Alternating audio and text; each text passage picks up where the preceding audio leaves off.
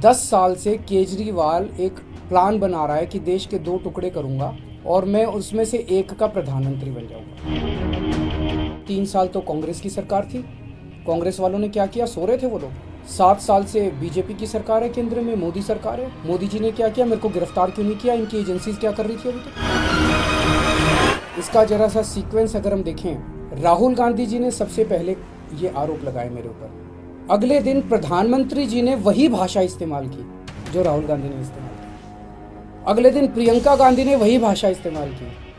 अगले दिन सुखबीर बादल ने वही भाषा इस्तेमाल की। मेरे को कुछ लोग, मेरे लोग कह रहे थे जी राहुल गांधी पे लोगों को यकीन नहीं, या राहुल गांधी जी कुछ बोलते थे तो जनता विश्वास नहीं करती। लेकिन ये नहीं सोचा था कि प्रधानमंत्री नरेंद्र मोदी जी राहुल गांधी की नकल करेंगे, एक दिन ऐसा भी आएगा। अगर कोई प्रश्न है तो सर, प्रधानमंत्री और उसके अलावा राहुल गांधी जो हैं उनके बयान सामने आए, यहाँ पर हमला बोल रहे हैं एक खास बयान को लेकर, उस पर आपका क्या कहना? ये जैसा मैंने कहा कि ये सारे इकट्ठे हो गए हैं। ये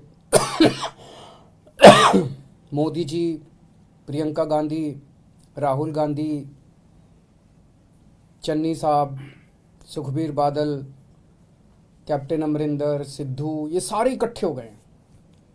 और सारे ये क्या कह रहे हैं? पिछले कुछ दिनों से मैं देख रहा हूँ ये क्या आरोप लगा रहे हैं।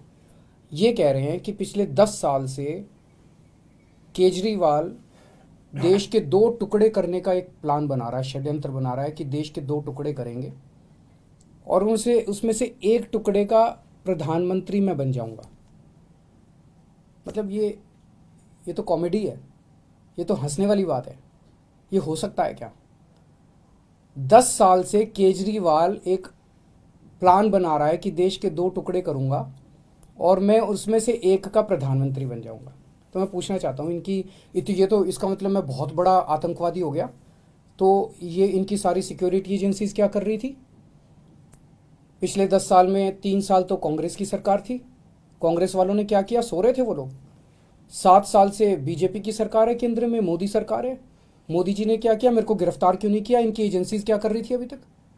तो ये ऐसी हास्यास्पद बात है जिसको मतलब सुन के ही हंसी आती है। और शायद मैं दुनिया का सबसे स्वीट आतंकवादी होऊंगा जो लोगों के लिए अस्पताल बनवाता है, लोगों के लिए स्कूल बनवाता है, बुजुर्गों को तीर्थ यात्रा पे भेजता है। आज तक तो मैं समझता हूँ कि दुनिया में ऐसा कोई आतंकवादी पैदा नहीं हुआ जो सड़कें बनवाता है, पानी बनवाता है, बिजली ठीक करता है, लोगों को बिजली फ्री देता है, लोगों की सेवा करता है।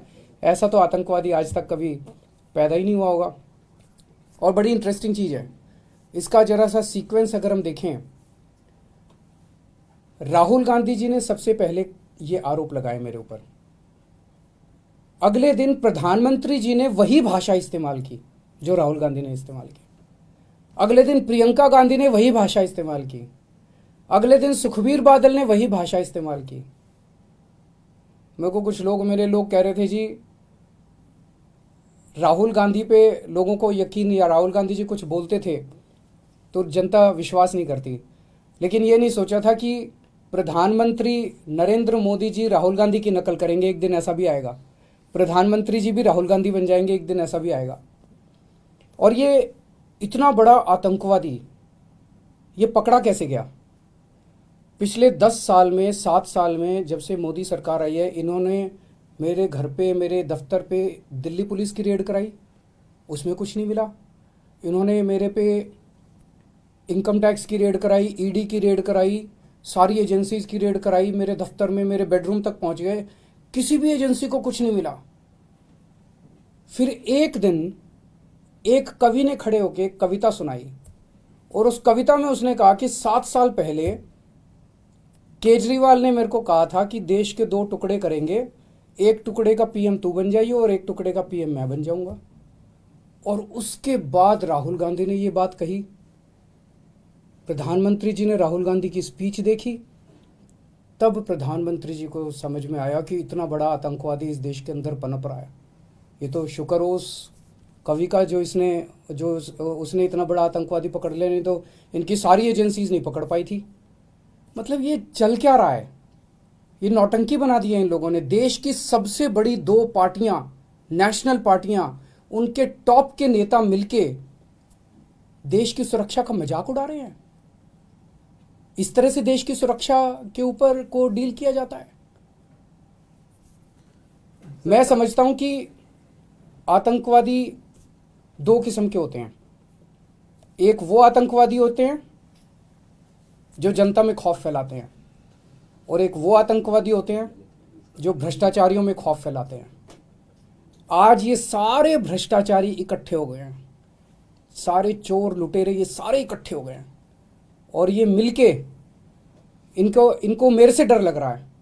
एक तरह से इन लोगों के लिए मैं आतंकवादी हूँ। जनता के लिए तो मैं स्कूल बनवाता हूँ, जनता के लिए अस्पताल बनवाता हूँ, लेकिन इन लोगों के लिए मैं आतंकवादी हूँ। इन लोगों को रात को नींद नहीं आती, सोते हैं तो इनके सपने में आता हूँ मैं।